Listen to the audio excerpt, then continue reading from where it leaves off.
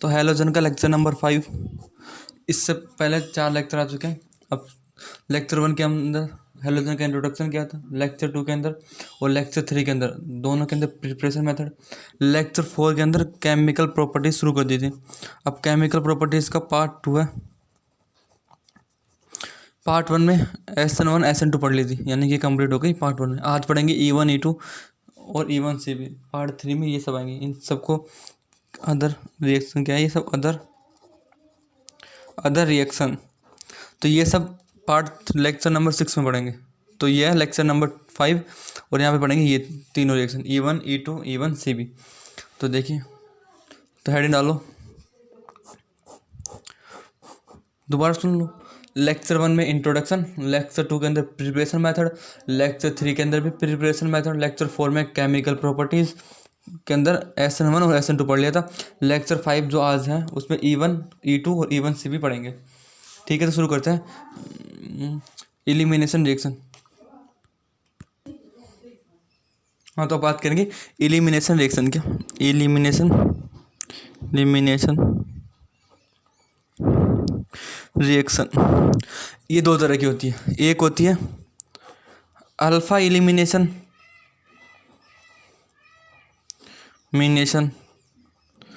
दूसरा होता है बीटा एलिमिनेशन। अच्छा, अब होता है कि एलिमिनेशन का मतलब होता है हटना, कोई भी एटम का हटना कार्बन परमाणु से। अब इसके अंदर जो एटम रिमूव होगा वो एक ही कार्बन से होगा। तो देखो एक एक की बात करते हैं। सबसे पहले बात करता हूँ, हेड डालो, अल्फा एलिमिनेशन।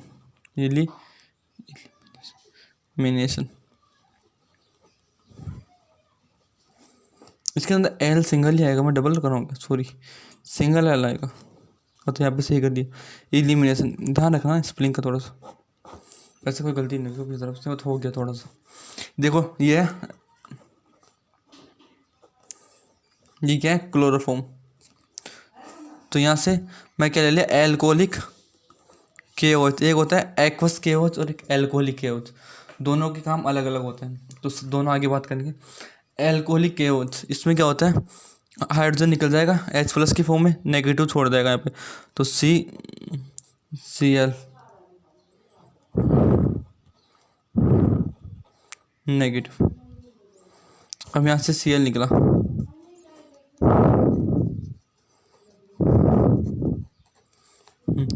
ये लोन पेयर नहीं है, ठीक है।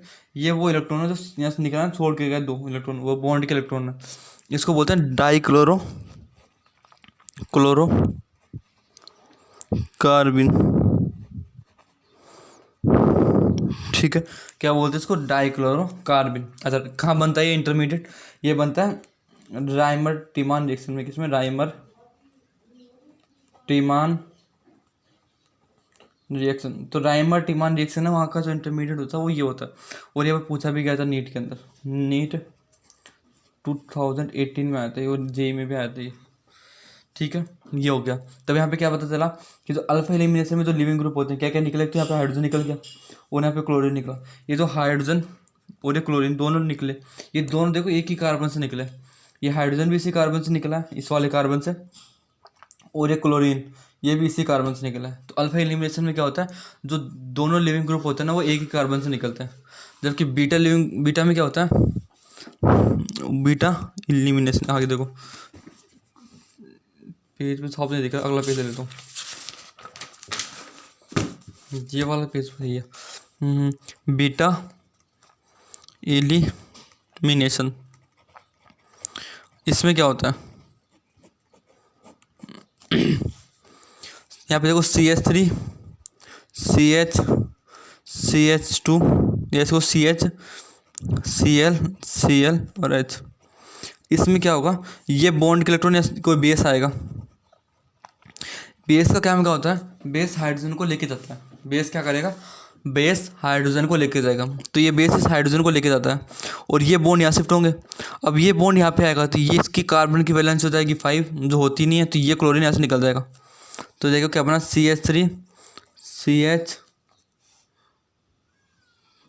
ठीक है, डबल बॉन्ड, ये हाइड्रोजन गई यहाँ पे आ गया, कितनी वैलेंस हो गई, 1 2 3 और 4, हाँ CH और ये Cl, ठीक है।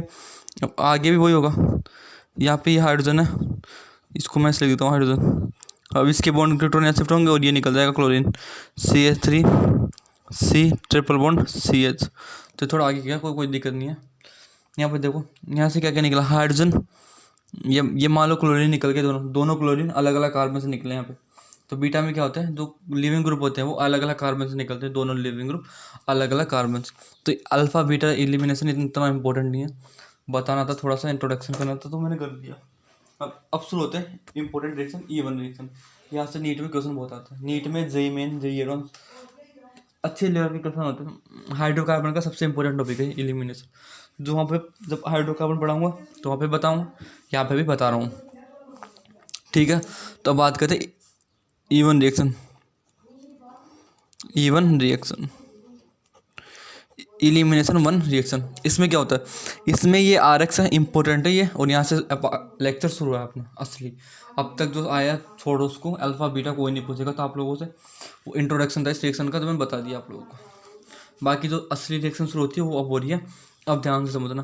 देखो E1 रिएक्शन में क्या होता है, ये RX होता है, ये वाला स्टेप क्या होता है, स्लो, यानी कि RDS, ये रेट को डिटरमाइन करता है, रेट को कंट्रोल करता है। यहाँ पे क्या होगा, लिविंग ग्रुप निकलेगा और कार्बोकेटन बनेगा, और इसको मैं हीट कर दूंगा, और किसी बेस के प्रेजेंस में E1 रिएक्शन है, तो E1 रिएक्शन वीक बेस लेते हैं, वीक बेस। E1 रिएक्शन के अंदर वीक बेस लेंगे और टेम्परेचर लेंगे, और क्या बनेगा, एल्कीन। ये ध्यान रखना, E1 रिएक्शन के लिए वीक बेस होना चाहिए। अच्छा जी, इंटरमीडिएट क्या बना, कार्बोकेटन। कार्बोकेटाइन क्या है, कैटाइन। इंटरमीडिएट क्या है, इंटरमीडिएट।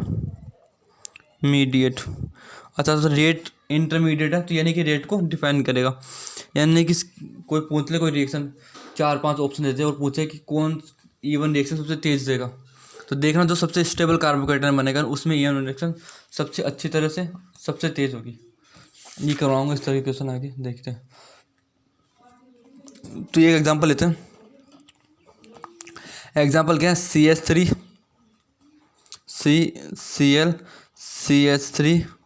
CH3 क्या बोला, दे रखा है वीक बेस और हीट, प्रोडक्ट पूछ रहा है, मुझे नहीं पता प्रोडक्ट क्या होगा, मैं इसकी मैकेनिज्म करवा रहा हूँ। मैकेनिज्म देखो ज़्यादातर जो क्वेश्चन होंगे वो मैकेनिज्म से करने होंगे, कुछ जैसे हाइड्रेट कीटोन में बहुत सारे जुगाड़ बता दूंगा, जहाँ पे मैकेनिज्म की जरूरत नहीं पड़ेगी वहाँ पे मैं लिख दूंगा पहले से। तो E1 रिएक्शन की मैकेनिज्म आपको पता होनी चाहिए, क्योंकि यहाँ पे कार्बोकेटन बन रहा है, अगर कार्बोकेटन बनता है तो वहाँ पे रीअरेंजमेंट होता है, तो रीअरेंजमेंट होगा तो फिर जाहिर सी बात है ये मैकेनिज्म पता होनी चाहिए, वरना आप लोग रीअरेंजमेंट नहीं करवा पाओगे, ठीक है। तो देखो यहाँ पे होगा क्या, CH3 CH2 H CH3 और ये Cl, ठीक है। अब यहाँ से क्या होगा, Cl निकल जाएगा और क्या बनेगा, carbocation. CH3 C minus Cl निकल गया, CH2 H CH3 क्या बन गया, carbocation.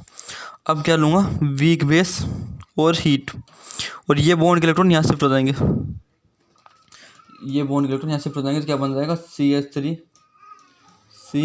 CH3 double bond CH2। देखो ये वाले बॉन्ड के इलेक्ट्रॉन यहाँ शिफ्ट होगा, यहाँ ये आ गए यहाँ पे, और क्या निकल गया, इधर से निकल गया H+, वहाँ से निकला Cl-, तो बाई प्रोडक्ट क्या बनेगा, HCl। लिखना है तो लिख लो, नहीं कोई दिक्कत नहीं। मेन जो प्रोडक्ट है ये होगा मेजर, ठीक है,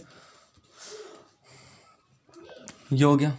तो यानी कि अब रिएक्शन समझ में आई, E1 रिएक्शन दोबारा देख लो एक बार। E1 रिएक्शन में क्या होता है, RX होता है, यहाँ से कार्बोकेटाइन बनेगा, फिर वहाँ पे हीट प्लस वीक बेस लूँगा और एल्किन बना देगा। आगे देखो, ये मैंने एग्जांपल लिया, इसके अंदर सबसे पहले मैंने लिविंग ग्रुप को निकाल दिया। लिविंग ग्रुप कौन था, क्लोरीन निकला, और यहाँ पे क्या बन गया, यार ओहो दिखा ही नहीं आप लोगों को, एक मिनट अब सही है, दोबारा बताओ। क्या लिया, यहाँ से क्लोरीन निकल गया, ठीक है, इस पर क्या आ गया, पॉजिटिव। अब हुआ कि जो हाइड्रोजन के बॉन्ड के इलेक्ट्रॉन थे ना, ये वाले इलेक्ट्रॉन, ये मैंने यहाँ पे शिफ्ट करा दिया, और यहाँ से हाइड्रोजन H+ के फॉर्म में निकल गया, तो ये बॉन्ड देखो यहाँ पे आ गया, हाइड्रोजन निकल गया, तो यहाँ पे Cl- और यहाँ से H+ मिल के HCl बना लिया। सॉरी वो दिखा नहीं होगा अभी ना, बस थोड़ा ध्यान रखूँगा आगे से। ठीक है, तो ये समझ में आ गया इवन रिएक्शन।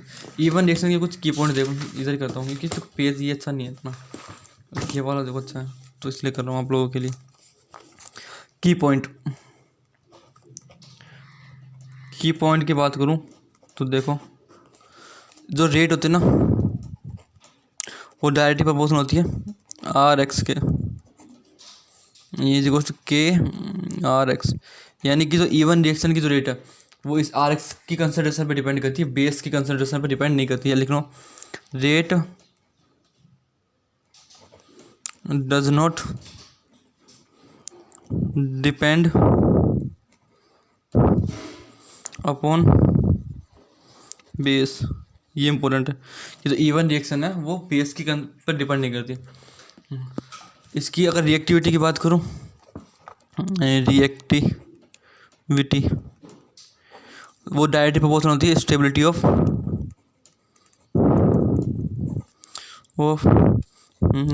कार्बोकैटायन। जो अच्छा कार्बोकैटायन बनाएगी वो रिएक्शन तेजी से होगी।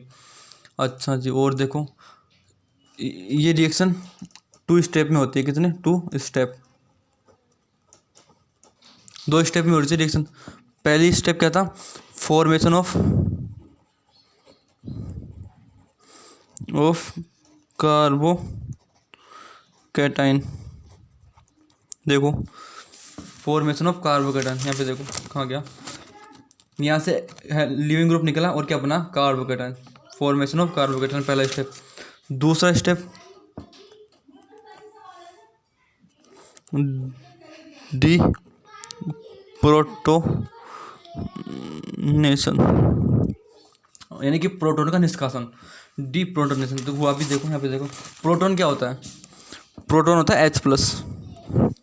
तो यहाँ पे देखो H+ निकल तो रहा है, कहाँ? ये देखो यहाँ से क्या निकला? H+। ये H+ निकल के गया से, तो ये स्टेप हो गई, ये हो गई आपकी रिएक्शन। अच्छा जी,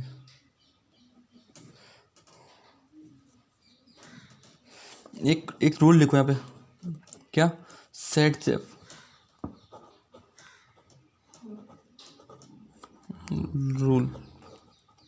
रूल लोग जो भी बोलना है बोलो, रूल है सेट सेफ। और कुछ लोग जेड सेफ भी बोलते हैं, वो तो अलग अलग। तो ये क्या कहते हैं कि more alkyl substituted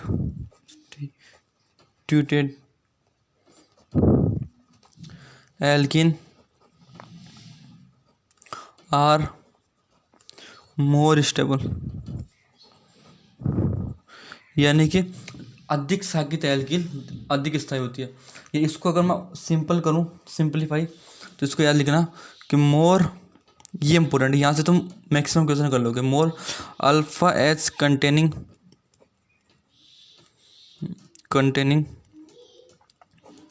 alkene are more stable.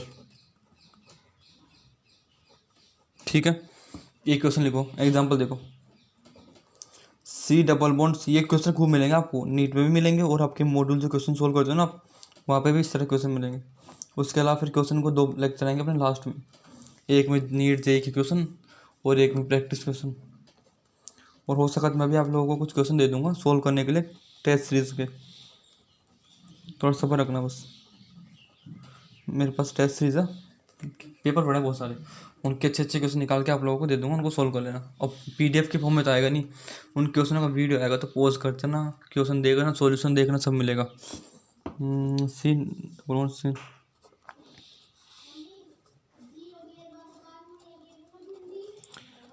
देखो, अल्फा कार्बन से जुड़ा हुआ जो हाइड्रोजन होता है ना वो अल्फा हाइड्रोजन होता है। क्या? अल्फा कार्बन से जुड़ा हुआ हाइड्रोजन अल्फा हाइड्रोजन होता है।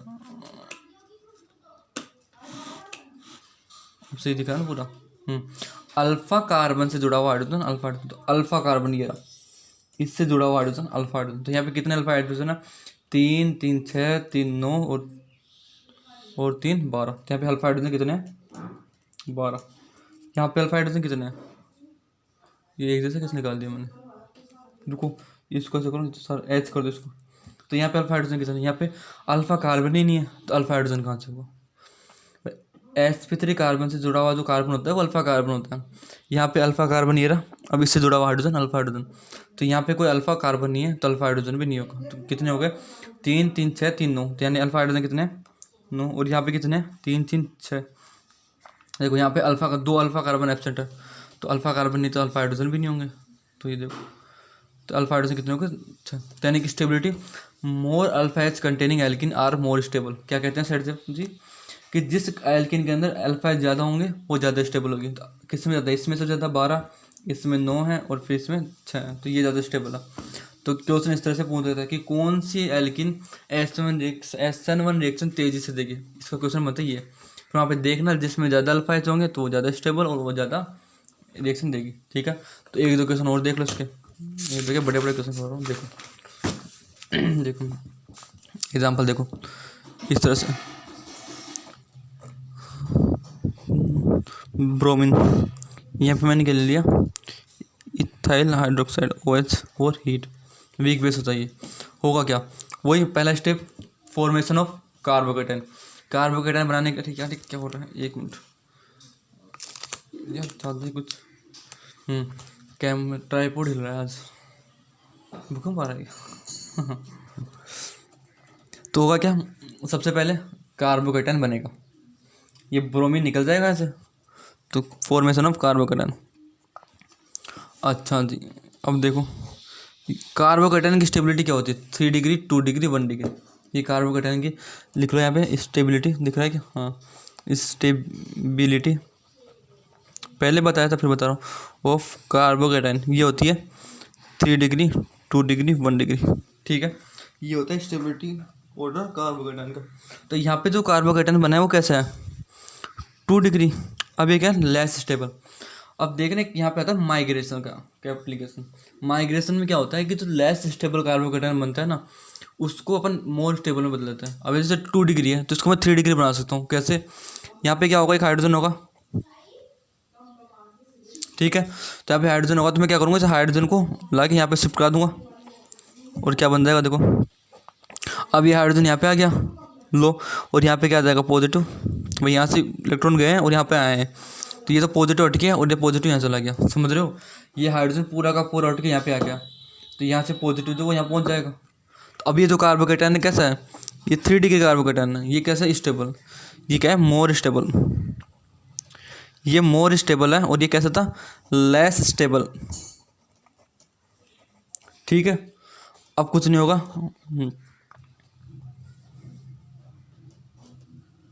अब यहाँ पे एक हाइड्रोजन, ये रहा हाइड्रोजन, एक हाइड्रोजन और होगा, यहाँ पे कुछ भी कर लो, बेस आएगा और इस हाइड्रोजन को लेकर जाएगा, इसको भी ले जाएगा, कोई बात नहीं इसको ले जाएगा। देखो कितने हाइड्रोजन होंगे, कार्बन यहाँ पे 1 2 3 4 4 बैलेंस, एक हाइड्रोजन ये रहा, एक हाइड्रोजन ये रहा। ठीक है, तो बेस आएगा इस हाइड्रोजन को लेकर जाएगा और ये बॉन्ड के इलेक्ट्रॉन यहाँ शिफ्ट हो जाएंगे और क्या बन जाएगा, ये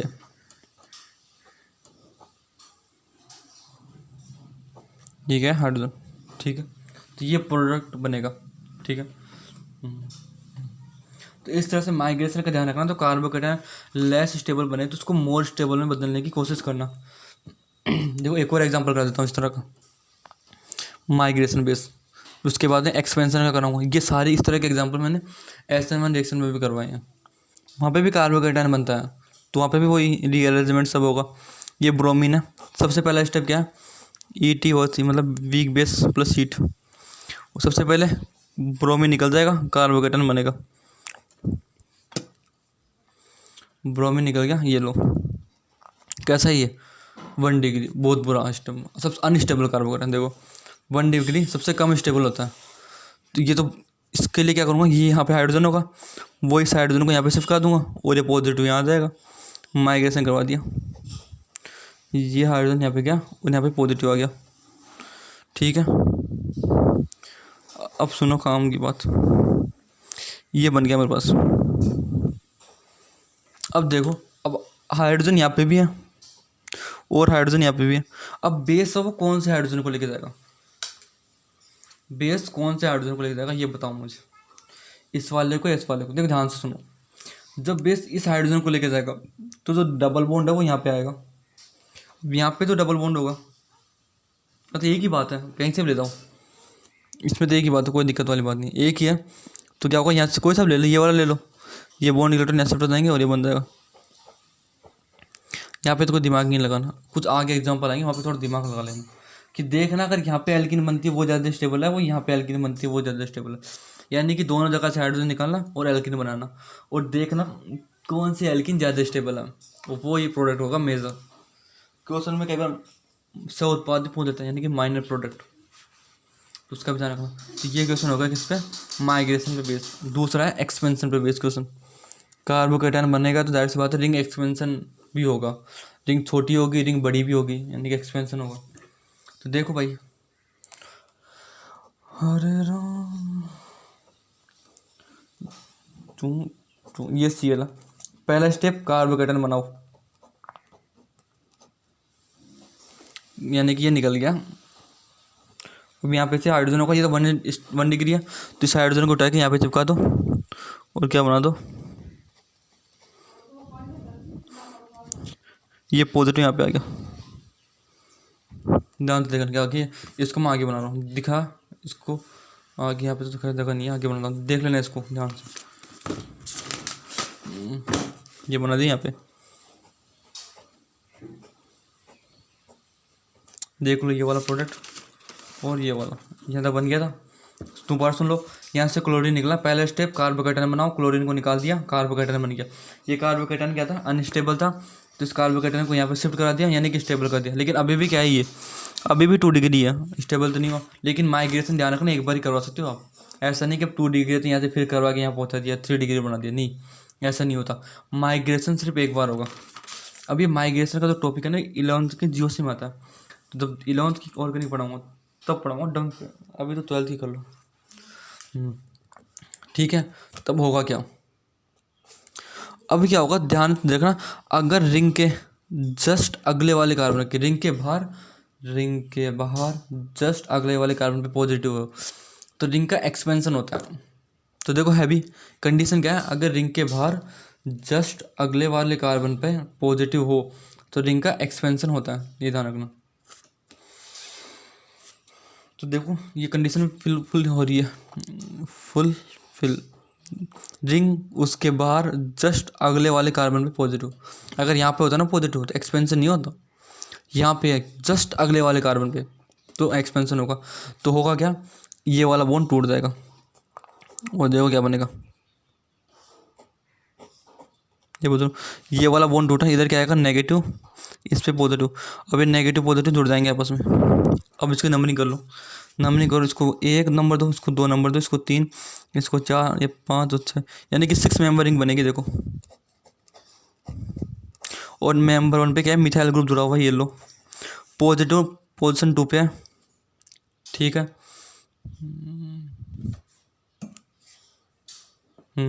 अब यहाँ पे दोबारा भी अपन वो करवा सकते हैं शिफ्टिंग हाइड्रोजन की, देखो यहाँ पे क्या है 2 डिग्री, यहाँ पे हाइड्रोजन होगा, इसको 3 डिग्री में शिफ्ट कर दो यहाँ। अब हो सकता है रिंग का एक्सपेंशन करवाने के बाद माइग्रेशन करवा सकते हैं, लेकिन डायरेक्ट लगातार 2 बार माइग्रेशन नहीं करवा सकते। तो यहाँ पे माइग्रेशन हो जाएगा, और यानी कि माइग्रेशन बोले शिफ्टिंग बोल लो एक ही बात है। तो ये तो पॉजिटिव है वो यहाँ पहुँच जाएगा, ठीक है, पॉजिटिव यहाँ पहुँच गया बस। तो क्या है,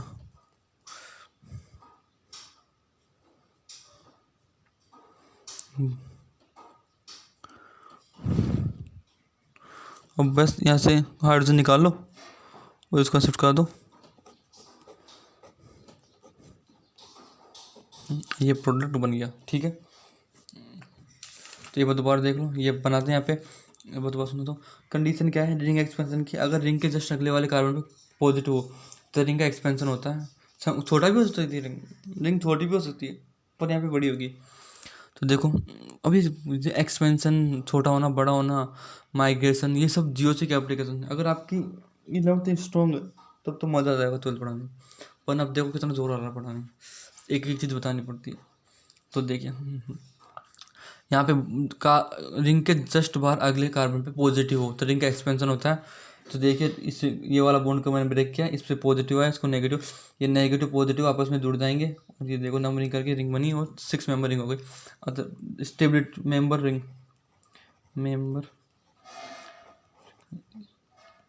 ऑरेंज रिंग तो जो होती है 6 ज़्यादा स्टेबल होती है, फिर 7 और फिर 5। 6 मेंबर सबसे ज़्यादा स्टेबल, 7 मेंबर नहीं यार, पर 6 मेंबर सबसे ज़्यादा स्टेबल होती है, ध्यान रखना। अब 7 पहले आएगा, 5 भी पता नहीं मुझे, पर 6 मेंबर सबसे ज़्यादा स्टेबल होती है, ये पक्का। ठीक है, तो ये हो गया।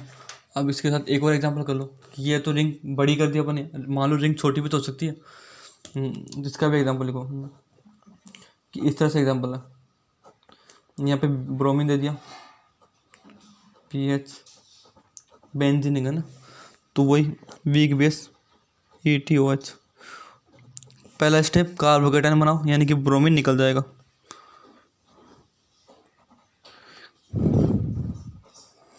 अब रिंग छोटी कब होती है? जब रिंग के कार्बन पे पॉजिटिव हो ना, रिंग के बाहर के जस्ट एक कार्बन छोड़ के पॉजिटिव, रिंग के बाहर एक कार्बन के ऊपर, रिंग के बाहर जस्ट अगले वाले कार्बन पॉजिटिव हो तो रिंग का एक्सपेंशन होता है। लेकिन रिंग के कार्बन के ऊपर ही पॉजिटिव हो तो रिंग छोटी होती है। देखो कैसे, इस बॉन्ड का तोड़ दो, पॉजिटिव के अगला वाला बॉन्ड तोड़ो, पॉजिटिव वाले कार्बन के अगला वाला बॉन्ड ये रहा, वहाँ पे भी ऐसा ही किया था। तो पॉजिटिव वाला कार्बन था, पॉजिटिव वाला कार्बन था, उसके अगले बॉन्ड को तोड़ा था। यहाँ पे भी तो पॉजिटिव वाला उसके अगले बॉन्ड को, इस वाले को तोड़ दो, तोड़ो, देखो क्या बनेगा। ये पीएच, ये पीएच, ये पॉजिटिव, ये बॉन्ड टूटा, नेगेटिव इधर आ गया, इधर पॉजिटिव। तब देखो इन दोनों के बीच में क्या होगा।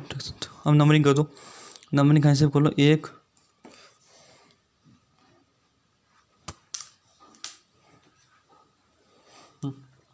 यहाँ से कर लो, 1 2 3, 3 मेंबर बनेगी। देखो 1 नंबर पे पॉजिटिव है, 2 नंबर पे, मतलब 1 नंबर पे पॉजिटिव भी है और 1 नंबर पे निकल के पीएच भी है। देखो ये निकला, फिर पीएच ये जुड़ा हुआ, फिर इसको 3 नंबर बोलोगे तो इसमें पीएच आ जाएगा। बस ये बन गया। तब यहाँ से हाइड्रोजन लेके शिफ्ट करा दो।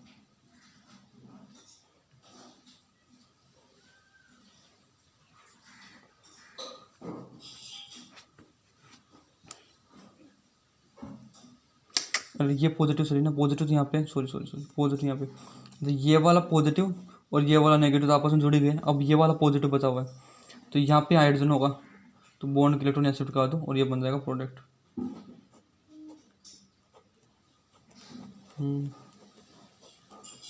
एक बात ध्यान रखना, ये तो हो गया। एक चीज़ बता दूँ कि जो ये रिंग होती है ना, इसके अंदर ये कभी बनती नहीं है। एक्चुअल में बना देता अपन, पर ये होती नहीं है। ये इसके अंदर एंगल स्ट्रेन बहुत ज़्यादा है। एक तो एक रिंग छोटी है, डबल बॉन्ड बन गया तो इसके अंदर तनाव वो बढ़ जाता है। तो ये रिंग एक्चुअल में तो होती नहीं है, पर बनाते हैं, ऐसी बात नहीं है। तो ये ध्यान रखना, इस तरह की रिंग अनस्टेबल होती है बहुत ज़्यादा। तो एक बार दोबारा देख लो, 28 मिनट हो गए यार। E1 रिएक्शन खत्म हो गई बस अपनी। अब इसके बाद में बात करते हैं E2 रिएक्शन, जो भी छोटी सी है, यानी कि मुझे लगता है कि 2 लेक्चर करने पड़ेंगे इसके।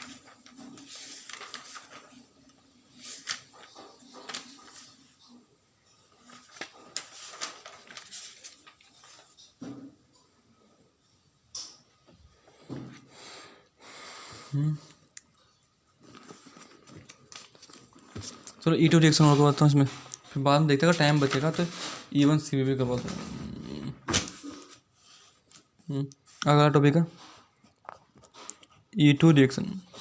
तो E1 रिएक्शन आपको समझ में आ गया, दोबारा देख लो एक बार। एक बार दोबारा दिखाता हूँ सब कुछ। एक बार देखो, शुरू से दिखाता हूँ सारे। देखो हैलोजन का लेक्चर नंबर 5 है, केमिकल प्रॉपर्टीज पढ़े थे, S1 S2 पढ़ चुके थे, E1 खत्म हो गई। अब E2 पढ़ेंगे, फिर E1 CB। तो E1 CB तो छोटी सी रिएक्शन है, अगर इसी लेक्चर में टाइम बचेगा तो करवा दूंगा, क्योंकि मैंने वीडियो 40 to 50 मिनट का बनाता हूँ, तो 30 मिनट तो हो चुके हैं। फिर इसके अगला लेक्चर आएगा, उसके अंदर अदर रिएक्शन करवाऊंगा, ठीक है। एलिमिनेशन रिएक्शन चली थी E1, ये अल्फा बीटा जो थे कुछ काम की नहीं है, सही है। उसके अलावा ये देखो बीटा, ये भी ऐसे ही है। हाँ, E1 रिएक्शन ऐसे शुरू हो गई थी अपनी। यहाँ पे एक क्वेश्चन करवा देती E1 रिएक्शन का, ये की पॉइंट्स लिखे थे, सेट द रूल कर लिया था। और ये देखो क्वेश्चन करवा देते 3-4, और इधर क्वेश्चन करवा देते 2-3। ये क्वेश्चन हो गए, ये अब शुरू करते हैं अगला।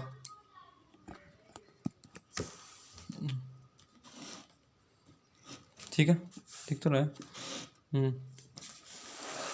अब सुनो, E2 रिएक्शन, E2 रिएक्शन शुरू करते हैं। 1 मिनट में पानी पी के आता हूँ। तो E2 रिएक्शन देखो, E2 reaction CH3 CH2 CH2 Br। यहाँ पे क्या होता है, यहाँ पे आता है स्ट्रॉन्ग बेस, मतलब वीक बेस और स्ट्रॉन्ग बेस पता होना चाहिए, सब जियो से पढ़ाते हैं।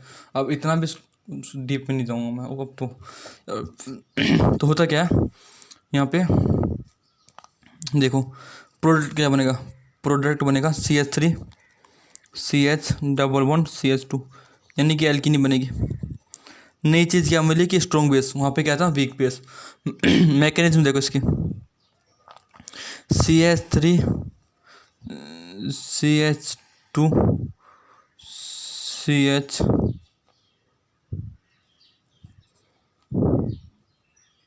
Br, इस तरह से लिख दो इसको, ये रहा हाइड्रोजन। ठीक है, अब ये हाइड्रोजन या शिफ्ट होगा तो होगा क्या, बेस आगे इसको लेके जाएगा, बॉन्ड या शिफ्ट होगा, फिर निकलेगा, यानी कि प्रोडक्ट बन गया। वहाँ पे क्या हो रहा था, वहाँ पे पहले कार्बोकेटन बन रहा था, क्या कार्बोकेटन बन रहा था, फिर हाइड्रोजन आ रहा था। यहाँ पे ऐसा नहीं हो रहा, ये सिंगल स्टेप रिएक्शन है, ये सिंगल स्टेप रिएक्शन है। यहाँ पे सीधा पहले हाइड्रोजन आ रहा है, बॉन्ड के इलेक्ट्रॉन आ रहे हैं, फिर ब्रोमीन निकल रहा है, कार्बोकेटन नहीं बन रहा है यहाँ पे। रिएक्शन प्रॉब्लम ये है, यानी कि यहाँ पे ट्रांजिशन स्टेट बन रही है। की पॉइंट की बात करें, की पॉइंट लिखो,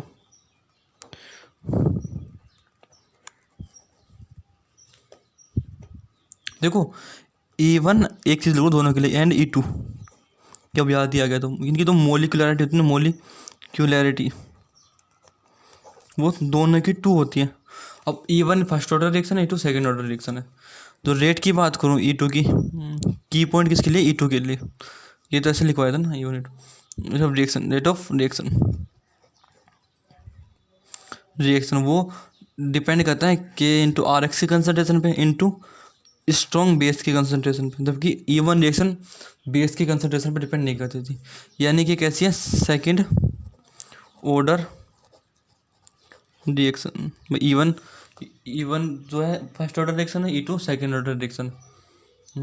और ये क्या है, सिंगल स्टेप रिएक्शन है, सिंगल स्टेप रिएक्शन। कैसे, देखो हाइड्रोजन के बॉन्ड के इलेक्ट्रॉन आ रहे हैं, ब्रोमीन निकल रहा है, एक स्टेप में हो गई रिएक्शन। वहाँ पे क्या हो रहा था, वहाँ पे पहले कार्बोकेटायन बन रहा था, फिर डीप प्रोटोनेशन हो रहा था। यहाँ पे कार्बोकेटायन तो बन ही नहीं रहा, सीधा डीप प्रोटोनेशन हो रहा है और लिविंग ग्रुप निकल रहा है, समझ रहे हो। अब एक चीज़ लिख लो, do not form carbocation, carbocation नहीं बनता। इंटरमीडिएट क्या होता है यहाँ पे, इंटरमीडिएट होता है ट्रांजिशन ट्रांजिशन स्टेट क्या होता है यहाँ पे, इंटरमीडिएट होता है। अब इम्पोर्टेंट, अगर स्टीरियोकेमिस्ट्री की बात कर दे, यानी कि साइक्लिक कंपाउंड की बात करें, तो वहाँ पे कैसे करोगे, ये देखो कि बोथ लिविंग ग्रुप, याद रखना, लिख लो, याद करो, बाद में एग्जाम्पल से थोड़ा समझाऊंगा। Both leaving group are antiperiplanar, तो दोनों लिविंग ग्रुप है वो एंटी पेरी प्लेनर होने चाहिए, यानी कि उनके बीच का जो एंगल होता है वो 180 डिग्री होना चाहिए, यानी कि एक ग्रुप अंदर होना चाहिए, दूसरा ग्रुप बाहर की ओर, तभी तो देखो एक ग्रुप अंदर है, एक ग्रुप बाहर है, तो उनके बीच का एंगल 180 डिग्री। ठीक है, अब ये एंटी पेरी प्लेनर कब कहाँ देखोगे, only cyclic compound, only cyclic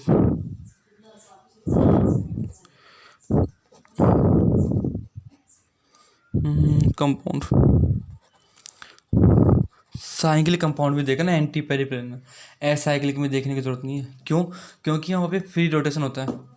acyclic compound में ये क्यों नहीं देखते, क्योंकि वहाँ पे फ्री रोटेशन होता है, तो घूमते रहेंगे आपस में। ठीक है,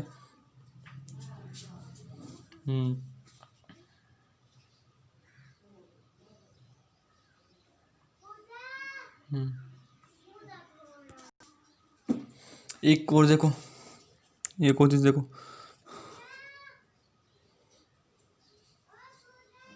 हाँ देखो कि इस तरह का कंपाउंड दे दे, शेयर फॉर्म, तो यहाँ पे तो लिविंग ग्रुप Cl और हाइड्रोजन होगा, हाइड्रोजन। तो यहाँ पे जो लिविंग ग्रुप होता है ना वो डाई एक्सियल पोजिशन पे होता है, जो निकलने वाली ये तो ये क्या होना चाहिए, both are diaxial, both. भाई निकलता क्या क्या, हाइड्रोजन और हेलोजन तो निकलता है, तो लिविंग ग्रुप है। अरे भाई देखो क्या क्या निकल रहा है, यहाँ पे हाइड्रोजन निकल रहा है, हेलोजन निकल रहा है, यानी कि ब्रोमीन क्लोरीन ये, तो यानी कि बोथ लिविंग ग्रुप क्या होना चाहिए, डाई एक्सियल पोजिशन, यानी कि देखो ये भी एक्सियल पोजीशन पे, ये भी एक्सियल पे, ये एक्सियल पे नहीं था, ये इक्वेटोरियल पे था, तो इसलिए ये हाइड्रोजन नहीं निकलेगा, ये वाला निकल जाएगा, यानी कि दोनों एक्सियल पे होना चाहिए। तो एक चीज़ देख लो, एक लिविंग ग्रुप बताता हूँ पहले, फिर उसके बाद में क्वेश्चन करते हैं डायरेक्ट एंटी पेरिप्लेनर इन सबके।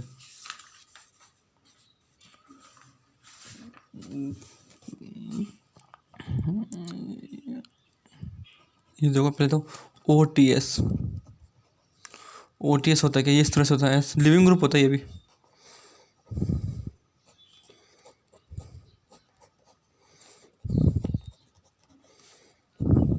ये तो होता है ना ये फॉर्म, ये क्या देता है 3 इक्वल RS देता है, तो ये स्टेबल होता है। ये क्या है, एक चीज़ होगी वीक बेस और गुड लिविंग ग्रुप, ठीक है, गुड एलजी, ठीक है। तो अब एक एग्जांपल लिखो, एंड साइक्लिक कंपाउंड दे दिया CH3 dash dash dash hydrogen, यहाँ पे दे दिया डैश डैश डैश OTS, यहाँ पे दे दिया वेज पर CH3 डैश पर। अच्छा अब देखो ये वाला हाइड्रोजन लिविंग ग्रुप क्या क्या होता है, यहाँ पे OTS है और हाइड्रोजन है, वैसे हाइड्रोजन था ही नहीं, तो यहाँ पे लिविंग ग्रुप OTS है। तो देखो क्या ये वाला OTS और ये दोनों निकल सकते हैं क्या, CH3 को देखो ही मत, क्योंकि लिविंग ग्रुप होता भी नहीं, ये वाला हाइड्रोजन ये वाला निकल जाएंगे कि नहीं, क्यों, ये भी डैश पे ये भी डैश पे, ये दोनों एंटी पेरिप्लेनर नहीं है, इनके बीच का जो एंगल है वो 180 डिग्री नहीं है, इन दोनों के जो बीच का एंगल है 180 डिग्री नहीं है, यानी कि ये वाला यहाँ पे लिविंग ग्रुप कौन कौन, तो ये दोनों तो नहीं निकल सकते, ठीक है। तो ये वाला तो नहीं निकल सकता क्योंकि ये भी डैश पे, अच्छा यहाँ पे आओ देखा, अच्छा ये भी डैश पे है तो ये भी नहीं निकल सकता, तो यानी कि प्रोडक्ट नहीं बनेगा, क्यों, क्योंकि दोनों लिविंग ग्रुप, कितने लिविंग ग्रुप थे यहाँ पे, एक लिविंग ग्रुप है, एक हाइड्रोजन यहाँ से निकाल दो, यहाँ से निकालोगे तो डबल बॉन्ड यहाँ पे आएगा, यहाँ से निकालोगे तो डबल बॉन्ड यहाँ पे आएगा, तो इधर वाला हाइड्रोजन को देखा ये भी डैश पे था, इधर वाले हाइड्रोजन को देखा ये भी डैश पे था, तो दोनों ही एंटी पेरिप्लेनर नहीं है, तो रिएक्शन नहीं होगी। अच्छा तो आगे देखो, एक एग्जांपल देखो, एक एग्जांपल देखो और किस तरह से दे दिया,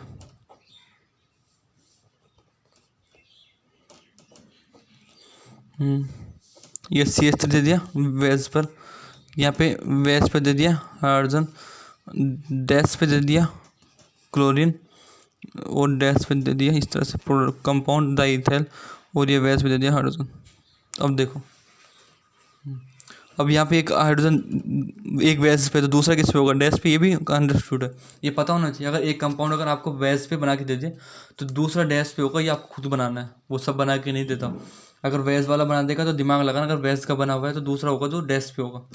अब देखो ये वाला डैश पे है, ये तो ये किस पे, वेज पे, यानी कि यहाँ से भी रिएक्शन होगी, और तो ये भी वेज पे, तो यहाँ से भी ये वाला भी हाइड्रोजन निकल सकता है, ये वाला हाइड्रोजन भी निकल सकता है, क्या, ये हेलोजन डैश पे है, तो हाइड्रोजन देखो कि डैश पे है कि वेज पे, तो देखा तो ये वाला हाइड्रोजन भी वेज पे है और ये वाला हाइड्रोजन भी वेज पे, तो दोनों ही निकल सकते हैं।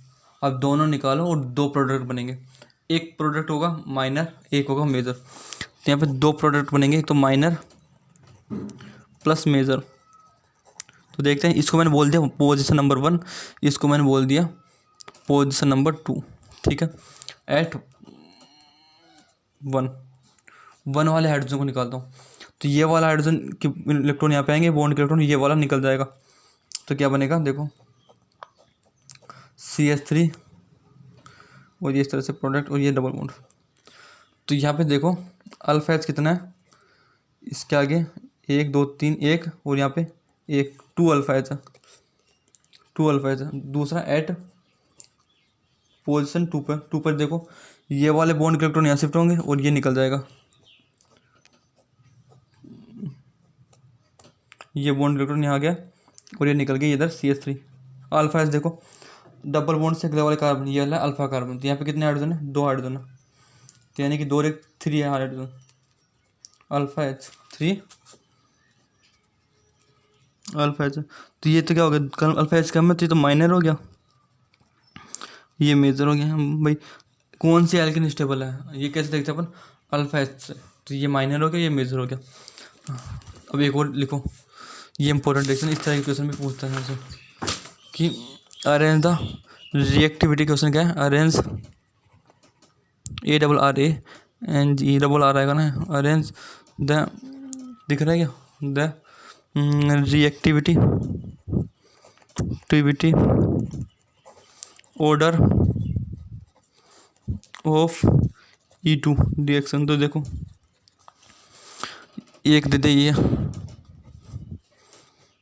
CH3 डैश पे दे दिया Br, अगला दूसरा कंपाउंड दे दिया CH3 डैश पे दे दिया ब्रोमीन, एक ही दे दिया दोबारा डैश पे दे दिया वेज पे दे दिया CH3 और वापस यहाँ पे वेज पे दे दिया क्या Br। अब तक डैश पे दे रहा था, अब वेज। अब बताओ कि कौन ज़्यादा स्टेबल होगी, तो इसको मैंने बोला 1 2 3, तो इनमें अरेंज करो, ऑप्शन बना लो 1 2 3 3 2 1 ऐसे जो भी है। अब सुनो, अब कैसे करोगे, मैंने कहा था कंपाउंड को पूरा खोल के नहीं देगा, कुछ दिमाग लगाना है। अब ध्यान से देखो, अब खाली पोजीशन पे क्या होगा, हाइड्रोजन होगा, तो ये CH3 अगर वेज पे है तो यहाँ पे जो हाइड्रोजन होगा वो किस पे होगा, डैश पे। अच्छा यहाँ पे भी, तो यहाँ पे एक चीज़ और दिया, यहाँ पे CH3 दिया हुआ है डैश पे, हाँ। तो अब ये CH3 वेज पे, तो दूसरा हाइड्रोजन भी किस पे होगा, डैश पे। यहाँ पे देखो, यहाँ पे 2 हाइड्रोजन होंगे, पता है ना भाई 2 हाइड्रोजन होते हैं, अरे यार ये तो पता है ना भाई, यहाँ पे 2 हाइड्रोजन होंगे, यहाँ पे भी 2 हाइड्रोजन, तो एक हाइड्रोजन बना दो डैश पे और एक हाइड्रोजन बना दो वेज पर, ख़त्म। और ये वेज पे बना हुआ है, तो जो हाइड्रोजन होगा वो किस पे होगा, डैश पे। यहाँ पे देखो एक हाइड्रोजन कहाँ पे होगा, डैश पे, और यहाँ पे एक हाइड्रोजन होगा डैश पे, दूसरा होगा वेज पर। तो ये तुम्हें पता होना चाहिए कि अगर कुछ बना के ना दे तो निकाल लेना भाई, 2 हाइड्रोजन है एक कार्बन पे, तो एक हाइड्रोजन है वेज पर होगा, एक कार्बन डैश पर होगा। वेज डैश तुम्हें पता होना चाहिए, 11th तो पढ़ाया जाता है सब कुछ। अगर 11th नहीं पढ़ी ढंग से तो ये बिल्कुल भी मत सोचना कि 12th की ऑर्गेनिक समझ में आ जाएगी, फिर आप लोगों को रट्टा मारना है, वो मारते रहना, ये उम्मीद मत करना कि समझ में आएगी। 11th की ढंग से होनी चाहिए आपकी ऑर्गेनिक। अब जल्दी मैं जियो से शुरू करूँगा, ताकि फिर ये सब समझाना तो मैं सीधा बोल दूँ कि वो लेक्चर ताकि देख के आओ। तब देखो ये डैश पे, इसके बीच रिएक्शन हो सकती है क्या, नहीं हो सकती, लेकिन इसके और इसके बीच रिएक्शन हो सकती है, हाँ। देखो ये डैश पे ये डैश पे, तो यहाँ पे तो रिएक्शन होनी सकती, इन दोनों के बीच हो सकती है, क्योंकि ये डैश पे और ये वेज पे, यानी कि दोनों एंटी पेरिप्लेनर है, तो यहाँ पे 1 टाइम्स रिएक्शन होगी। अब इसके देखो ये डैश पे ये दोनों रिएक्शन नहीं करेंगे, यानी कि ये दोनों नहीं निकलेंगे, और ये दोनों डैश पे तो ये भी नहीं निकलेंगे, तो यहाँ पे नो रिएक्शन। यहाँ पे देखो ये वेज पर और ये डैश पर एंटी पेरिप्लेनर रिएक्शन हो जाएगी, ये वेज पर और ये डैश पे, तो यहाँ पे भी रिएक्शन होगी, तो ये कितना टाइम देगा, 2 टाइम्स रिएक्शन। तो मोर स्टेबल सबसे आगे आएगा 3rd, क्योंकि 2 बार रिएक्शन देगा, फिर फर्स्ट फिर सेकंड। समझ में आया भाई, क्या देखना है कि लिविंग ग्रुप एंटी पेरिप्लेनर हो, अगर एक डैश पे तो दूसरा वेज पे हो, तो यहाँ पे ये हाइड्रोजन भी डैश पे, और लिविंग ग्रुप होता क्या है, हेलोजन और हाइड्रोजन। CH3 ग्रुप को देखने की जरूरत नहीं है, ये लिविंग ग्रुप नहीं होता, तो ये हाइड्रोजन और ये हेलोजन यानी कि लिविंग ग्रुप दोनों। तो ये ऐसे देख लो भाई दोनों लिविंग ग्रुप, यहाँ पे लिविंग ग्रुप हाइड्रोजन और ब्रोमीन है, ठीक है। अब ये दोनों डैश पे, तो ये तो निकलेंगे नहीं, तो ये एक वेज पे, ये डैश पे, तो ये निकल जाएंगे क्योंकि एंटी पेरिप्लेनर है, इनके बीच का एंगल 180 डिग्री। तो एक क्वेश्चन और करो जल्दी से इस पे बेस। ये ब्रोमीन बना के दे दिया वेज पर, और डैश पे बना के दे दिया डी, ठीक है। यहाँ पे डैश पे बना के दे दिया CH3। अब दिमाग लगाओ, क्या दे दिया, एल्कोहलिक KOH। एल्कोहलिक KOH देता ना तब एल्कीन बनता है प्रोडक्ट, ये ध्यान रखना। अब सुनो, यहाँ पे ब्रोमीन, तो लिविंग ग्रुप कहाँ होंगे, यहाँ पे एक हाइड्रोजन, अगर ये डैश पे है तो हाइड्रोजन तो होगा, वो किस पे होगा, बेस वेज पर। और यहाँ पे देखो ये डैश पे, तो दूसरा हाइड्रोजन किस पे होगा, वेज पर। इन दोनों के बीच में रिएक्शन नहीं होगी, अच्छा जी। और इन दोनों के बीच में रिएक्शन नहीं होनी चाहिए, पर होगी, क्योंकि ड्यूट्रॉन क्या होता है, ये भी हाइड्रोजन का समस्थानिक होती है, तो ये भी एक्ट एज लिविंग ग्रुप,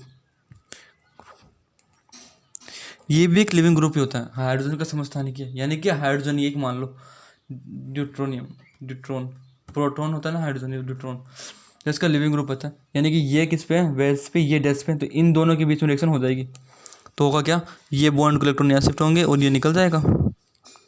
क्या बना देखो, यहाँ पे CH3 था और ये आगे डबल बॉन्ड, ये बन के प्रोडक्ट खत्म। तो बस ये हो गया। अब E1CB रिएक्शन और बता दिए, E1CB रिएक्शन भी थोड़ा ढंग से करवानी पड़ेगी। चलो इसका फिर इसका पार्ट 2 आएगा, किसका, इसका नहीं, पार्ट 2 नहीं, पार्ट 3 बनेगा, दोबारा देखो।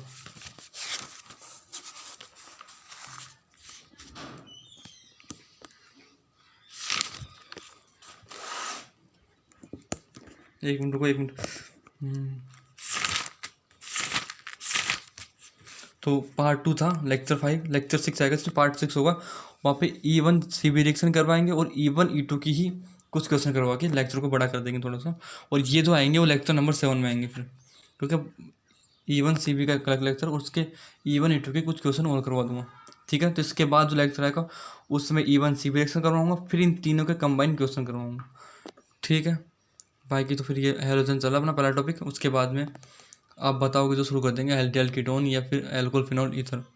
तो ये कम से कम 8-10 लेक्चर होंगे इसके ऊपर, क्योंकि 7वां लेक्चर तो अभी यहीं ख़त्म होगा, फिर 8वां लेक्चर में ये ख़त्म होंगे, फिर 9वां आएगा, फिर 10वां, यानी कि 10-11 लेक्चर होंगे इसके ऊपर। पर पूरा करवा दिया मैंने, JEE मेन, नीट, एडवांस सबका, कि लास्ट के 2 लेक्चर क्वेश्चन पे होंगे तो वो करवाना ज़रूरी है, ठीक है। तो नीट के प्रीवियस क्वेश्चन करेंगे उसके अंदर। बाकी अगर आपको अच्छा लगा तो अगर कोई और टॉपिक करवाना तो बता देना, मैं इसके साथ ही शुरू कर दूंगा उसको। अगर 11th का कोई टॉपिक पढ़ना हो तो कमेंट कर देना, ठीक है।